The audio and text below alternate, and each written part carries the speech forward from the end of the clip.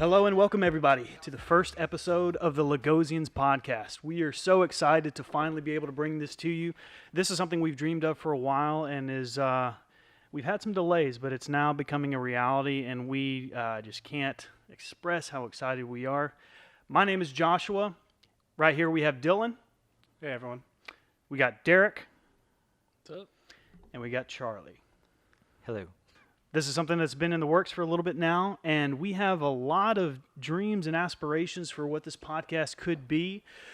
But I think, first of all, there might be a little bit more of an introduction needed. First of all, why the Lagosians? What's the significance of that name? Well, as you can probably know, or if you didn't know, it's rooted with the word logos.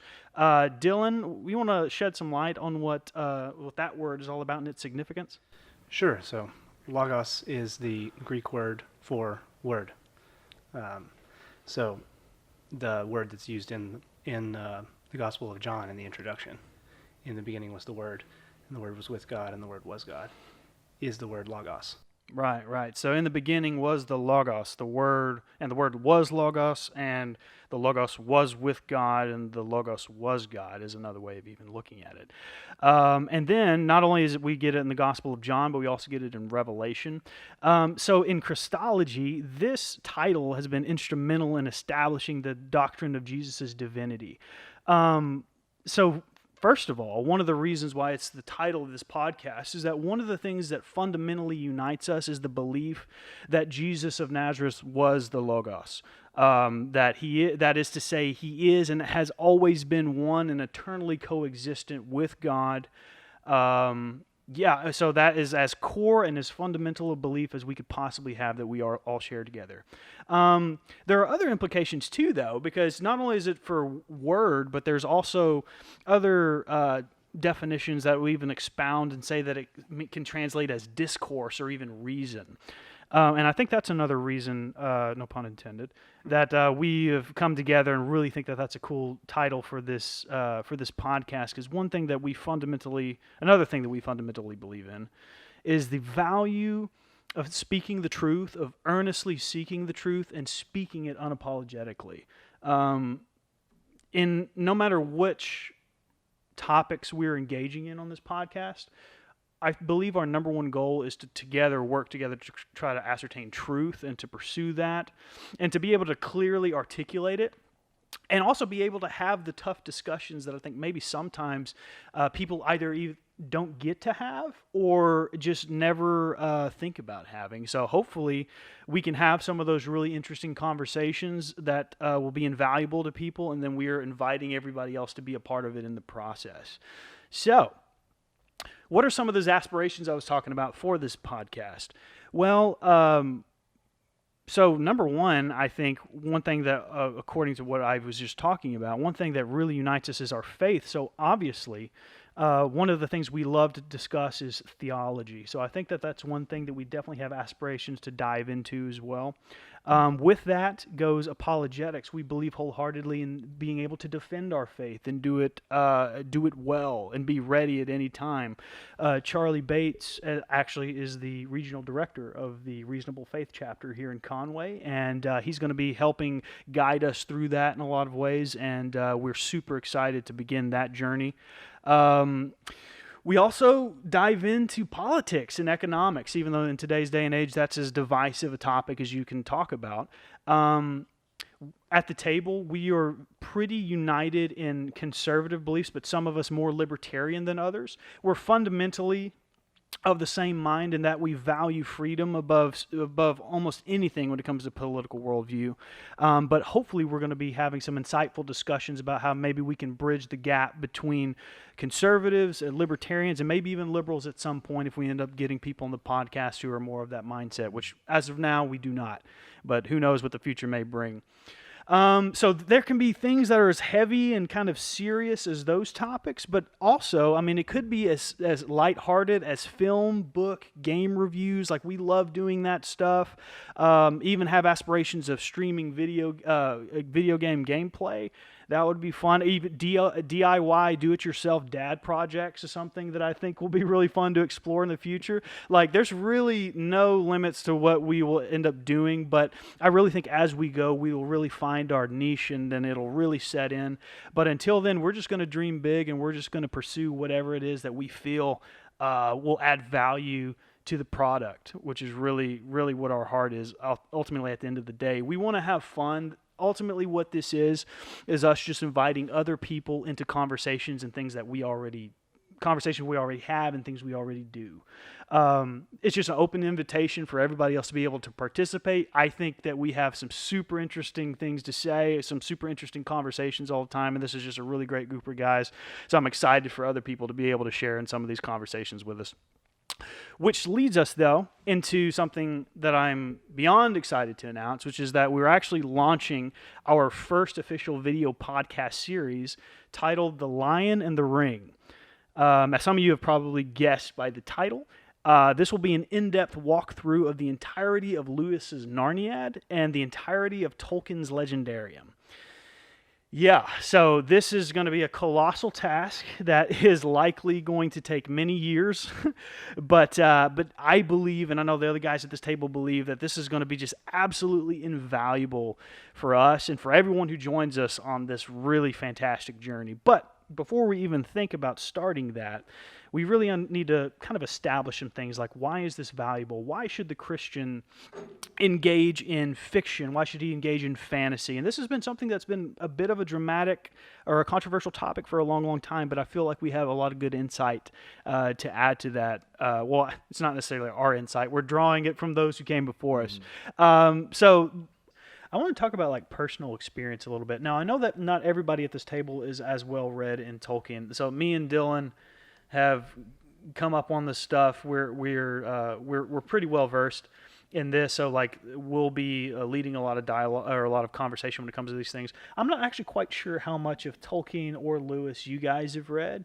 But that's kind of and same thing with people who are listening or watching. That's part of the beauty of what we're going to be doing. What I hope that we're going to accomplish is like together. Essentially, the goal is for like me and Dylan is to get everybody else to love this stuff as much as we do. But which is more people to talk about this. Which is a tall task. Yeah, we need more people to talk about this. But in order to do it, you really have to dive deep in order to appreciate the work and the heart and just the brilliance that goes into these works. So anyways, with that being said, how have these guys like impacted you personally? Like I have obviously plenty of stories, but I'd love to open it up to you guys first. Like have any of you guys been like really touched or really impacted by the works of Lewis and Tolkien, specifically in regards to your faith? Well, way to put us on the spot for me and Derek, since we're the least read on the Tolkien.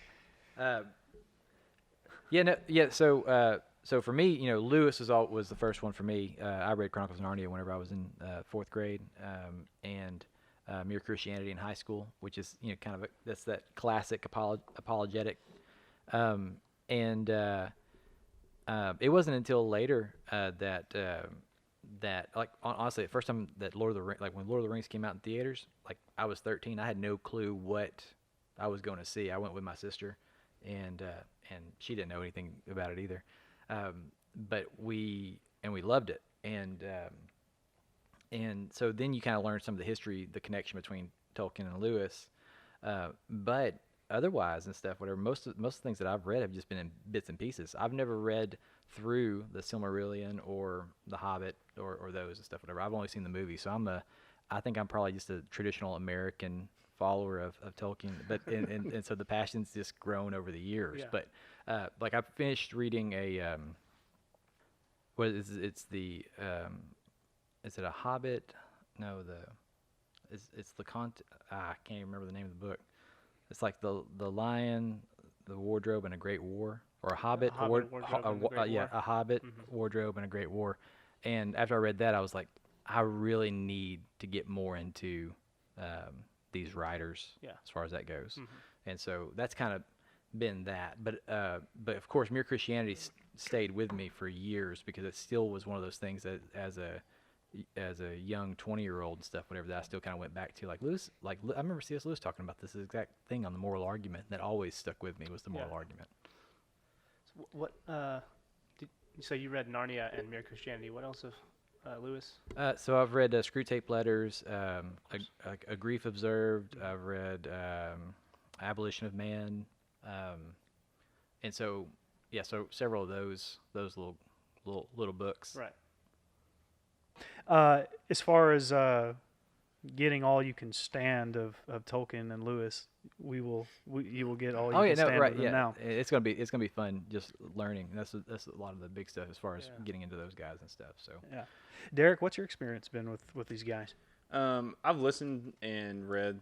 I've read The Hobbit, and I've listened to the audiobook of Lord of the Rings. I think this was my third time. Which I found out this third time was the only time I actually listened to the entirety book of The Return of the King. So apparently after the Black Gate, I just kind of ended that, kind of like the movie does, like the Grey Havens and stuff. Mm-hmm. But like apparently at the Black Gate, I just always stopped listening. I don't know why. So you never got through like the Fields of Cornwallis and the Scouring of the Shire and stuff like that? Yeah, and so that was really good. I really enjoyed that. I finished listening to it like a month ago. I've listened, so a while back I listened to the Silmarillion and got lost just because, like, enlightened.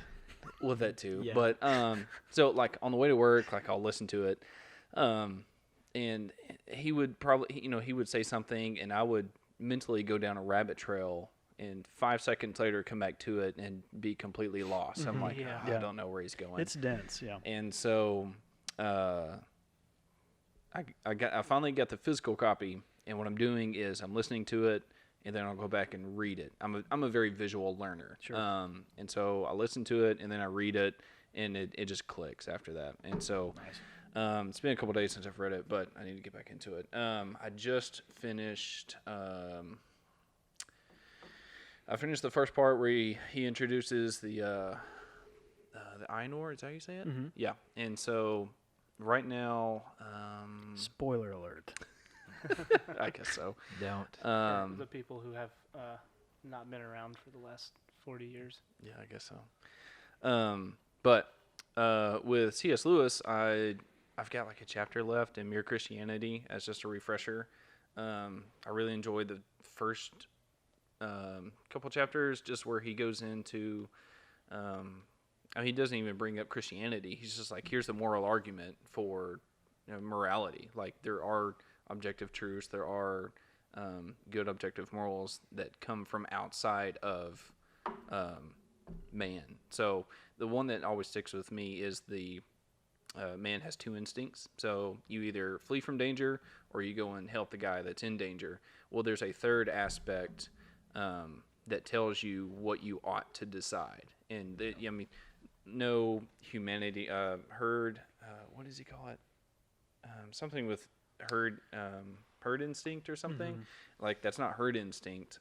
It's something else. And so I started Lewis's essays and papers, or what's the title of it?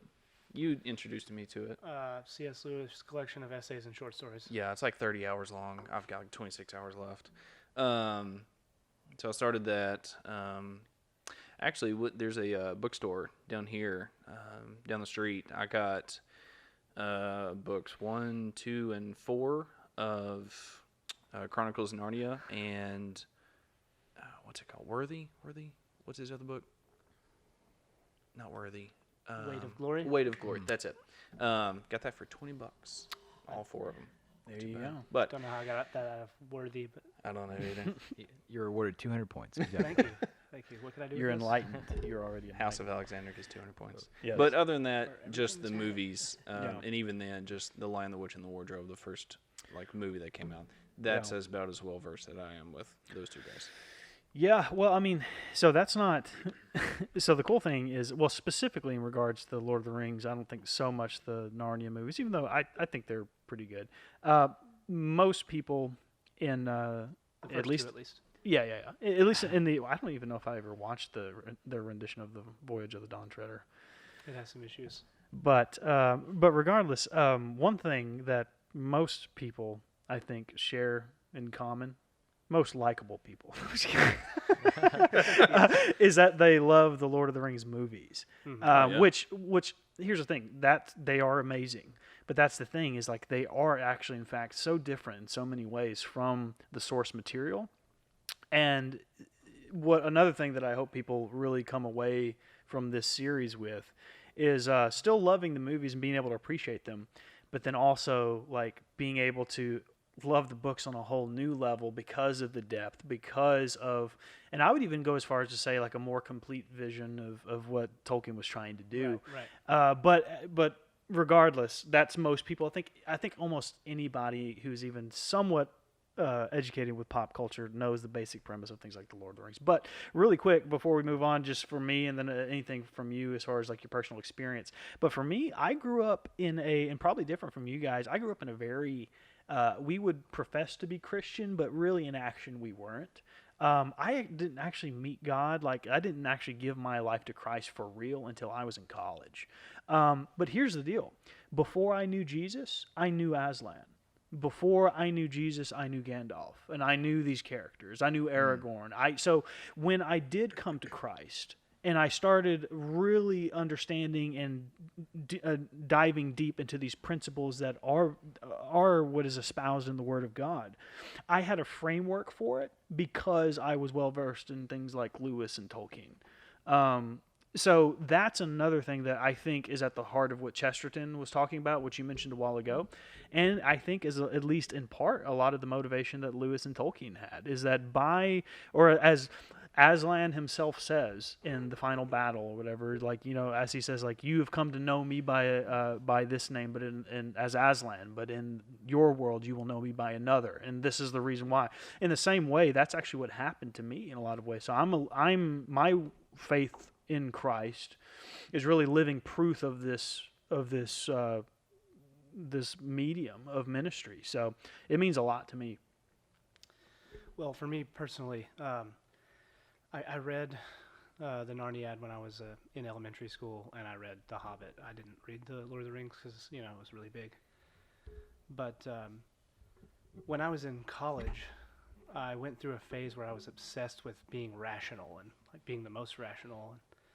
And I really kind of fell away from the faith. And before I went to fellowship, we weren't really going regularly. We couldn't find a church, and I was just kind of going because my wife wanted to.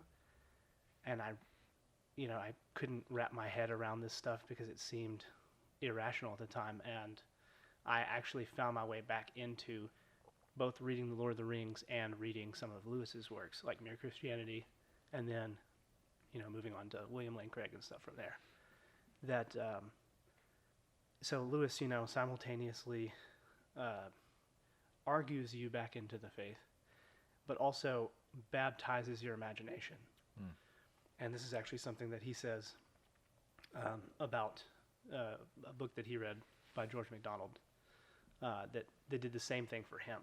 So he's turned around and done it for me in this sense. And then, you know, The Lord of the Rings with a huge richness and depth gives you this opportunity to look outside of the world and back in on it and see all of these truths reflected in it, and just like the richness of the Christian worldview that these guys held.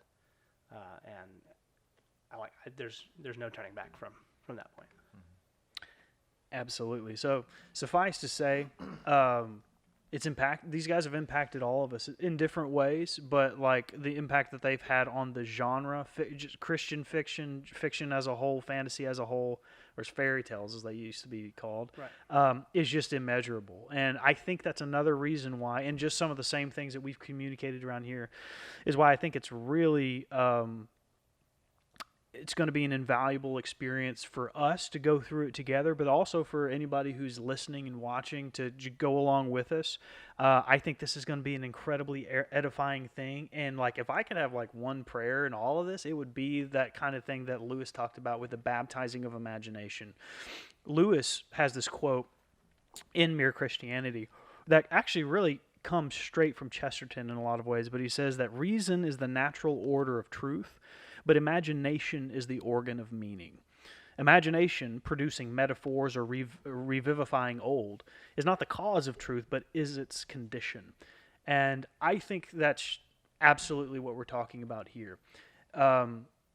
Imagination is, my imagination being baptized, as Lewis would say, is such an integral part of where my faith is and my interpretation of how I'm able to process the gospel. And then taking all that stuff aside, what people better than Christ followers? What people better than people who believe eternity to be a reality? Who better to have wild imaginations?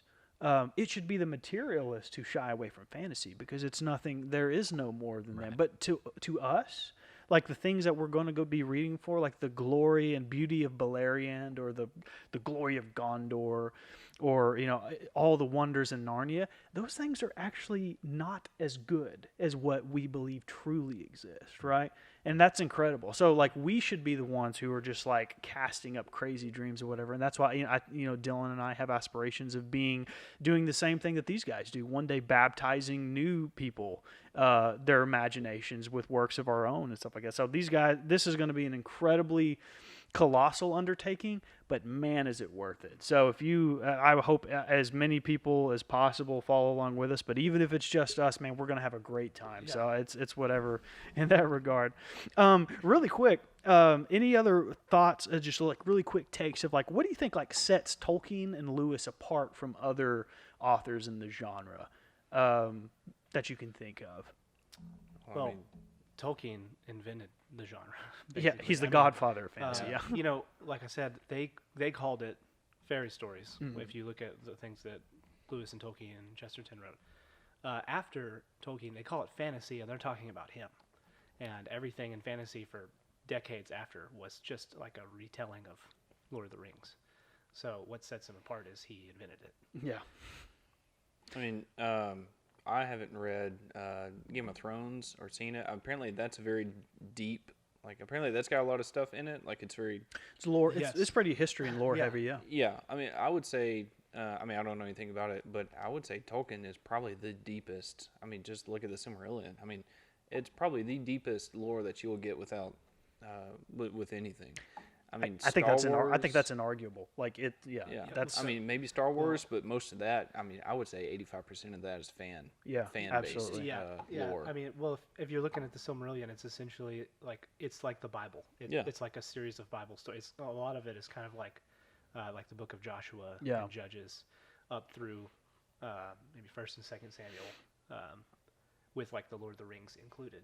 But you start with creation and you go all the way through to.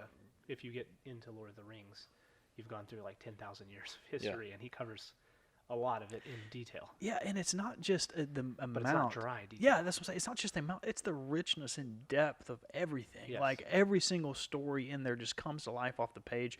And that's what, more than anything, like why I would encourage somebody who either hasn't read or Tolkien or Lewis's works, and wants to now, because like if the ultimate question I wanted to get to is like, why read it in 2021? What makes it valuable now? Because these works are really old, Well, so number one, I would say that when it comes to things like Tolkien, and actually Lewis too, most people who love it, like I said earlier, almost everybody loves the films or whatever. Even those are different than the books, but their understanding of the work is like the very tip of the iceberg. And beneath it is like just an entire legendarium of things that are just as awesome as that, if not more. Yeah. And that's just like, it's mind-boggling how much there is to it. And yeah, so Tolkien is just the godfather of fantasy. And like you said, there is no lore deeper. There just is none. And anybody who attempts it is literally looking up to him or whatever. Yeah. You've got to be basing trying it to off copy him in a sense. Yeah. You literally have to design and be fluent in several languages Made that up you make languages. up that are fully like not just made up languages. Don't use phonetic alphabet. Makes up his own alphabet, his own characters. Like the man, he was a madman. So obviously, the thing with Tolkien is pretty clear. What about Lewis though? What do you feel like really separates him from the pack? And I think we've hinted at this already, or some of this. Do you want to start with this one? You go ahead. Okay, so Lewis, Charles. I'll bet clean up on this. on the one end of the spectrum, you have Tolkien, who spent his life working on Middle Earth and the lore and history. And he wrote other stuff. He was an academic, and he did translations of Beowulf and things like that. But on the other end of the spectrum, you have Lewis, who wrote an incredible amount of very, very different things. So you have things like the Narniad, 7 books which are written, targeted at children, but they're both fantasy and sort of a theological imagination that's like a retelling of certain biblical elements. And then there's a lot about medieval cosmology that's in there that we'll get into at some point when we're talking about those. And then you have, sci-fi with Lewis that has like the Arthurian mythology mixed into it and the medieval cosmology. And then you have things like Until We Have Faces, which is like a Christian retelling of the myth of Cupid and Psyche. And then, just a range of other, like the Screw Tape Letters. And then that's just his fiction. And then, he's got a a sea of apologetics works. Yes. And not just apologetics works, but he wrote books just like social problems or whatever, where he literally would just tackle the issues of the day. And then you can just read his essays and collected short stories. Yeah. Just casually. So it's like 30 hours of audio, and that is one of the things that I told him, you need to go to this next, because whenever I listened to this, like every essay, I felt like I was leveling up mentally. Yeah. It's just like something unlocked in my brain, and I'm on a higher level at this point. Not It's like just the way he arrogant describes and the way he can come up with things. I mean, they're basically, when you boil it down to it, like metaphors, and how he describes certain things about like Christianity and things like that. It's just like, I never thought and about that that. subtlety is there in his fiction too. And you can keep going back to it. But that's the thing. Like he touches. I mean, like Tolkien obviously dove way into one thing, like his world. Tolkien is just like he's basically like a modern like utility man. Or Lewis, yeah. Yeah, what I say, Tolkien. Yeah. Yeah, so Lewis. I mean, he sci-fi, fantasy, apologetics. All these other things. It's like, all right. They were both absolute titans.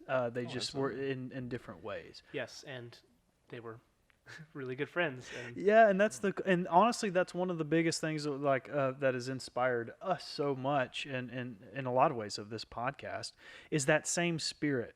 Because them and all their friend group, which was known as the Inklings, they all met at Oxford, and I think all of them were professors at Oxford at one point, weren't they? Or maybe some of them weren't, but I know at least at one point both Tolkien, Owen Barfield, and Hugo Dyson, Charles Williams. A lot of them were professors there, and they would meet up at the Eagle and the Child pub, which is right there next to the university. And Is it still open? Yeah, it is. Yeah, Field trip. Yeah, exactly. I can't remember who is it. He said it was a tourist trap. Yeah, I saw it. Was it Ryan Reeves? Yeah, Ryan Reeves. But that same thing, like them staying up until the middle of the night, like they were so unified in so many beliefs. But then it's documented that Tolkien and Lewis would stay up and argue till they were blue in the face all the time about like arguing over some work. Lewis would love one work, and Tolkien would say, "It's trash. It's trash. It doesn't mean anything." And like, so that same thing and that kind of same spirit, that camaraderie that they had to come together and like critically go through something and like come to different conclusions, or even, or just discover the beauty of something together. That's ultimately what I want this to be as well. And I think that's the shared vision that we have.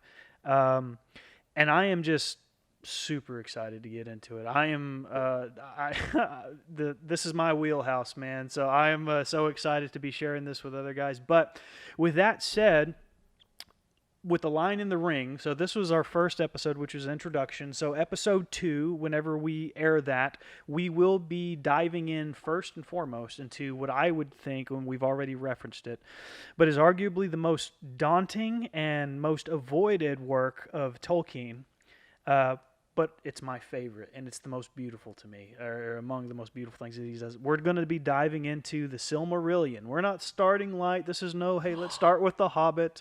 Let's start with the movies that you've seen. No, we're going to dive into the Silmarillion. We're going to find out how it all began.